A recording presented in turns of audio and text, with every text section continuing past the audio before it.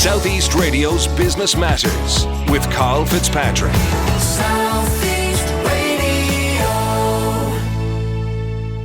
While the lack of tailored menu plans following a visit to the gym acted as the trigger point for Edel, Littleton and her sister Marie to establish their own business. Originally targeting gym owners with their new service offering, the onset of the pandemic caused Edel and Marie to revisit their business model, and as a result, a number of strategic partnerships were developed. Edel joins us now to tell us more. Edel, first, I'd like to get an insight into your own background.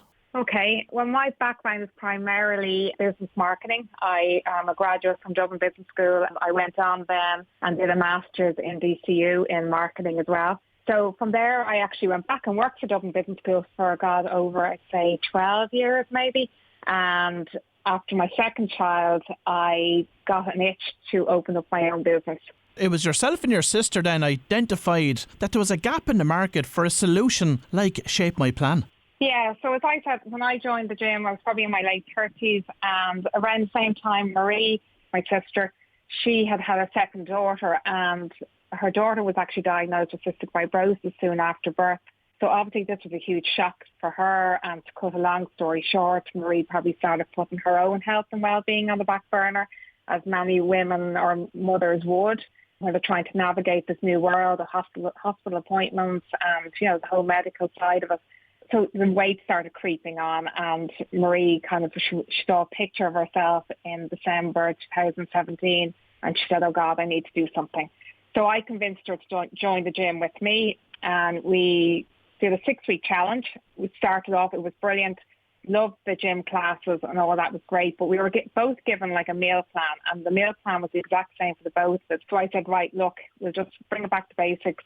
I'll do out kind of recipes and give you some options like for snacks and, for lunches, and I'll work out how many calories you should be eating, and we'll just take it from there.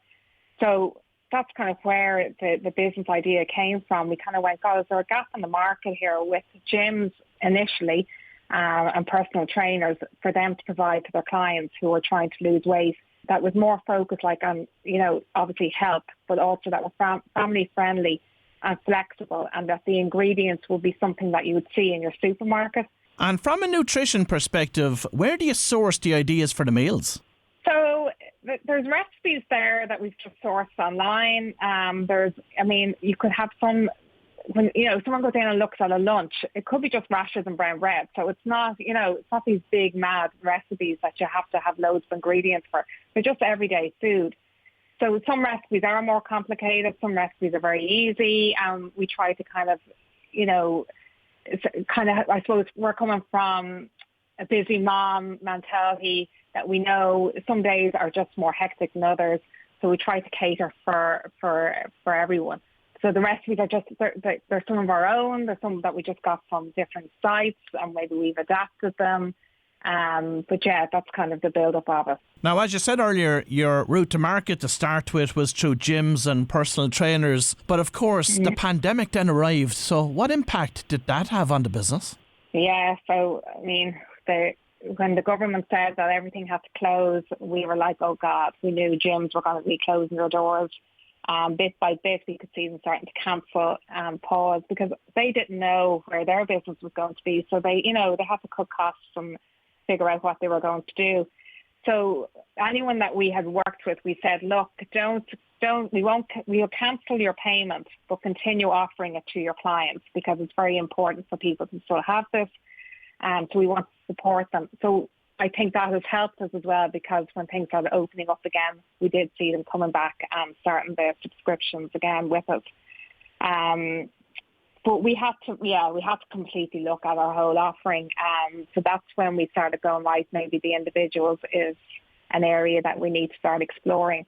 So during the pandemic, I went back to college and I did a health and nutrition course. So this kind of opened up the avenue of being able to deal now with clients one-to-one.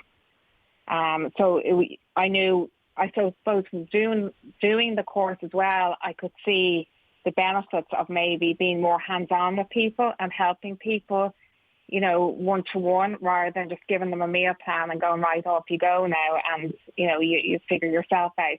Whereas the one-to-one support, we could see the actual benefit of helping people which was great. And you've been very successful in creating strategic alliances with well-known Irish brands. What brands did you specifically target, and how did you approach these brands from a strategic partnership perspective? Yeah, so it's probably interesting because we were probably looking at brands that would have a similar, I suppose, outlook as we would have, like that would be, kind of in the health side of food. Our first one was Chopped, which a lot of people said, God, how are you approaching Chopped already? Like, you're only a few months in business and you're approaching this big brand. But they were so open and willing to support us, I suppose, maybe because we were an Irish small business and they could see that having their recipes and having their offering on our plan would be, a benefit to them. Because when people are out and about and they're, what am I going to have for lunch? They can see Chopped is one of our lunch options. They're more likely to maybe go into a Chopped then. So the other companies that we have worked very closely with would be Dublin Meat Company as well. I know they have a lot of offerings now. I think it's through Lidl as well. So they do like a whole kind of fit range, and it will be easy accessible food as well. That for busy, especially for busy moms or busy people who are working as well. Other companies then will be Avonmore Protein Milk. Again, it's kind of on the health side.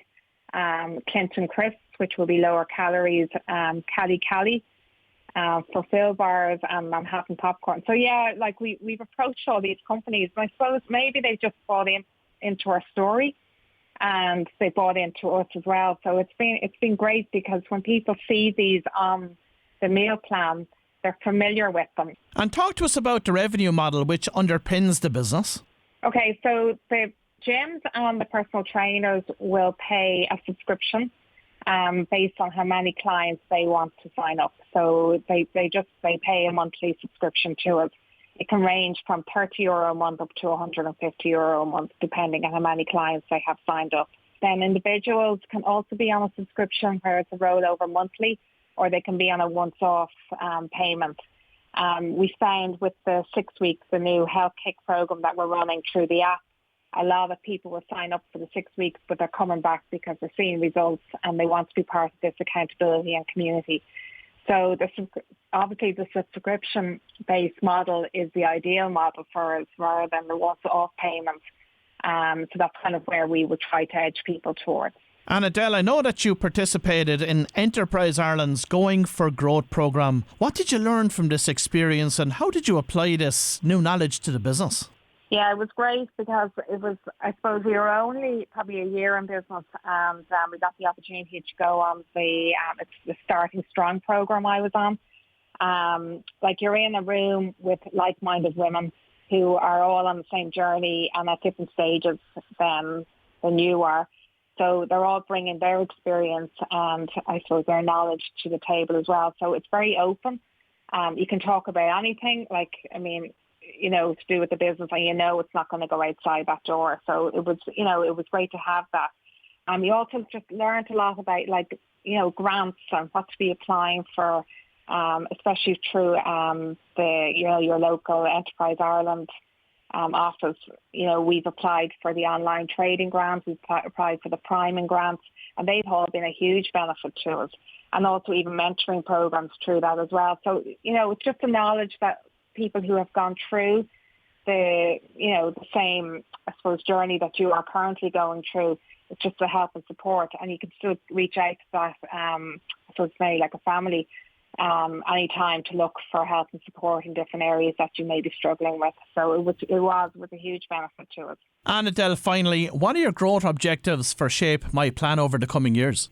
We kind of hope that maybe we might be able to start employing other health coaches to come in on board with us through the app and through Shape My Plan. Another area that we are looking at this year, I suppose, will be corporates. We know employers are facing, a lot of challenges at the moment trying to support the health, the well-being of their staff, especially the physical and mental health well-being of their staff. So with people being remote and on site, we think our program would be great benefit because they can come together on the app as a private route, but they could also get the one-on-one support from us. So that will be an area that we will be looking into. Well, if you've just tuned in, that was Edel Littleton from Shape My Plan, and I'd like to wish Edel and Marie every continued success with the business. Southeast Radio's Business Matters with Carl Fitzpatrick.